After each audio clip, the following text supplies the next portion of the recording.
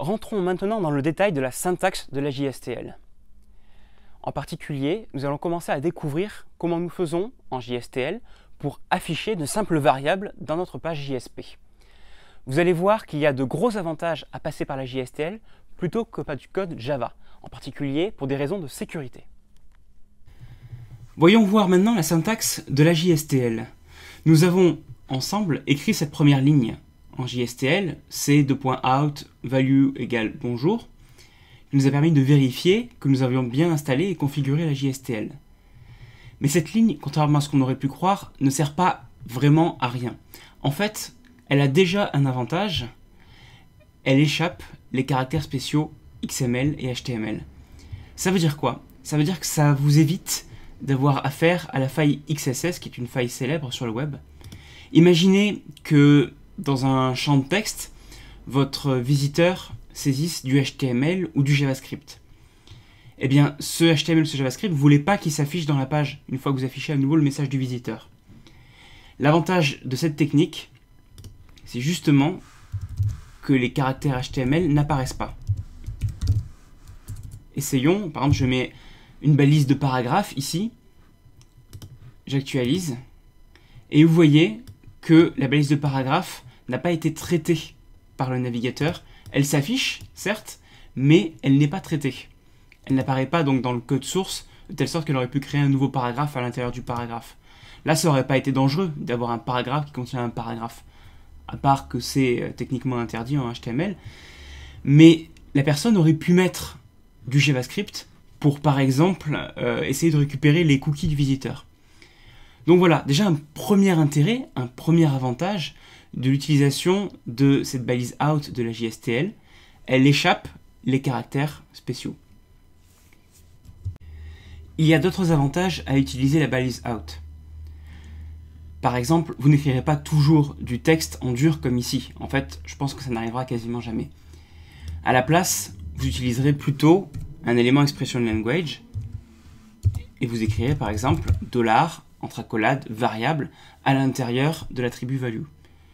L'avantage de ça, c'est que si cette variable correspond à un texte saisi par l'utilisateur, eh bien ce texte sera protégé par la JSTL contre la faille XSS, et du coup les caractères spéciaux HTML seront protégés.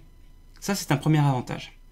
Deuxième avantage, c'est que vous pouvez faire en sorte de tester si la variable est vide ou non.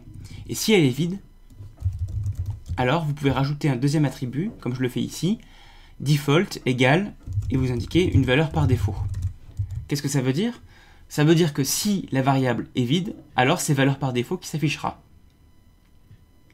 Si en plus vous ne voulez pas que la JSTL vous protège contre la faille XSS, ce que vous pouvez avoir envie de faire dans certains cas, mais des cas vraiment particuliers, vous pouvez désactiver la protection contre les failles XSS en rajoutant escape XML égale false dans les attributs.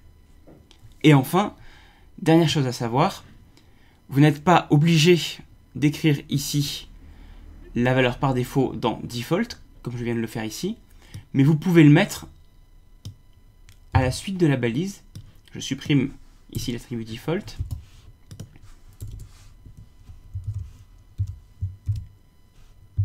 Voilà, comme ceci.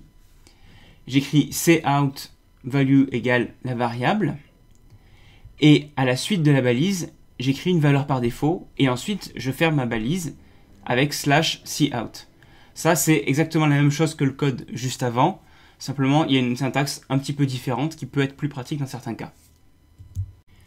La JSTL nous permet de définir aussi des variables à l'intérieur de la page JSP. Pour faire ça, on va écrire une balise c2.set var égale, vous allez indiquer le nom de la variable, par exemple pseudo, value égale, vous allez indiquer la valeur de la variable, donc là vous mettez un pseudonyme par exemple, et ensuite un autre attribut, scope, qui indique la portée de la variable. Ici, pour faire simple, on va utiliser une portée très basique, qui est la portée page. Scope égale page, comme ceci, et vous fermez votre balise set. Ça signifie qu'on vient de créer une variable pseudo, qui a pour valeur ici Matteo21, et qui est valable uniquement dans la page courante, donc dans le fichier JSP courant. Les autres portées disponibles sont request. Là, ça signifie que la variable sera valable pendant toute la requête. Donc si éventuellement on forward la JSP, si on en inclut, on pourra retrouver cette variable. Il y a aussi session. Dans ce cas-là, la variable sera valable pendant toute la session de l'utilisateur. La session, c'est en gros une visite de l'utilisateur sur le site. Donc on se souviendra de son pseudo pendant toute la visite du visiteur. Et enfin, la portée la plus globale, c'est application, qui elle est valable pour toute l'application, donc tous les utilisateurs qui sont en train d'utiliser votre application.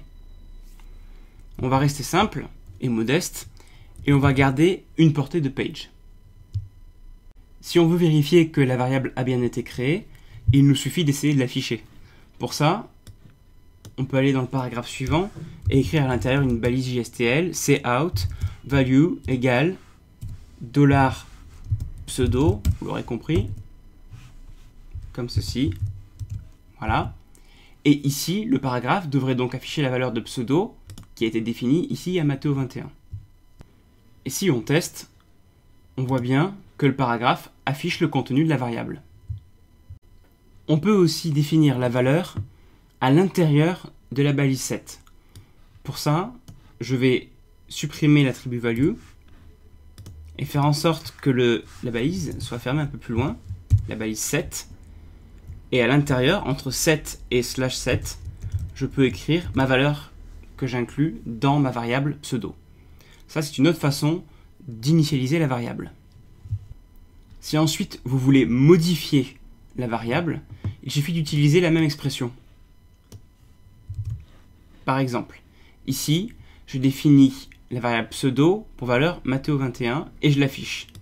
Et si je veux, je vais copier-coller le code. Ensuite, je définis que pseudo est égal à Robert, par exemple, et je l'affiche. On devrait en toute logique d'abord avoir pseudo qui vaut Matteo21, donc on va afficher Matteo21 suivi de Robert. Voilà le travail. Si vous travaillez avec des beans, des objets Java, vous pouvez aussi les modifier avec la syntaxe JSTL. Dans ce cas, ce qu'il va falloir faire, c'est à nouveau un c2.set, mais vous allez utiliser l'attribut target et vous allez indiquer quelle est la cible, quel est l'objet cible que vous voulez modifier. Par exemple, imaginez que vous ayez envoyé un bin auteur à votre JSP. Vous pouvez modifier le bin auteur avec target égale $auteur. Ensuite, vous allez rajouter property et vous allez indiquer la propriété que vous voulez modifier. Par exemple, ici, notre auteur possède une propriété prénom, une propriété nom. Donc, si je veux modifier le prénom, voilà, j'écris property égale prénom. Et ensuite, value égale la valeur que je veux mettre dedans. Par exemple, ici, Mathieu. Voilà. Et ensuite, si je veux afficher ce que contient auteur.prénom, il me suffit de faire $auteur.prénom. Et pour finir, si vous voulez supprimer une variable de la mémoire, vous pouvez utiliser c2.remove et vous allez indiquer le nom de la variable. Ici, par exemple, je veux supprimer pseudo et vous allez préciser dans quel scope elle se trouve. Donc là, on l'avait défini dans le scope page. C'est une variable qui est valable uniquement dans la page JSP. Donc je vais réécrire scope égale page. Après ça, après la lecture de cette ligne, la variable sera supprimée de la mémoire.